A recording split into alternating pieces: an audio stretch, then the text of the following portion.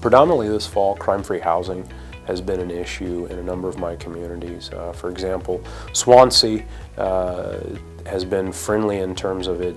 They implemented a voluntary crime-free housing program. The nice thing about that, in addition to it being voluntary, is they build in some incentives. So that way if property managers wanted to enroll in the program, they actually lowered the fees for those property managers on the apartments and for rental homes in the community. The primary thing about crime-free is who wants to be pro-crime. It's a PR gimmick, truth be told. Of course, we all want safe communities. That's a no-brainer. But that being said, a lot of these crime-free initiatives put a lot of the punishment, the stick on the backs of the landowners, the property managers, versus truly looking at the root of the issue. And sometimes that's problematic tenants.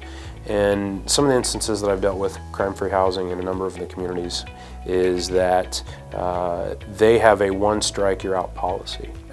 We have some housing officials who believe that it is their job as a bureaucratic function, programmatic function of that municipality, to track parolees within the confines of their community. Unfortunately, that's a law enforcement function. And what is especially frustrating about crime-free housing in some of these communities that I deal with is that the bureaucratic functions and the law enforcement functions are being bled into one. And the law enforcement officer that knocks on the door wearing a gun badge and a vest is a lot different than the bureaucrat that knocks on the door wearing a polo that says city of whatever.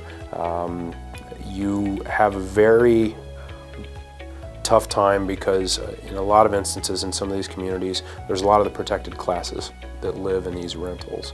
And thus, if a municipality, especially using law enforcement versus bureaucratic function, that unfortunately probably puts a lot of burden back on our members and property managers who are realtors, because it could lead to, God forbid, a fair housing violation. And it's a government mandate that unfortunately is placing too much liability on our members for programs that the vast majority, 99.9% of our members who are property managers, are well above minimum standards, well above community codes. They're the ones who are being proactive. They're the ones who are incorporating on their own a crime-free provision that's part of a private contract, not part of a government mandate.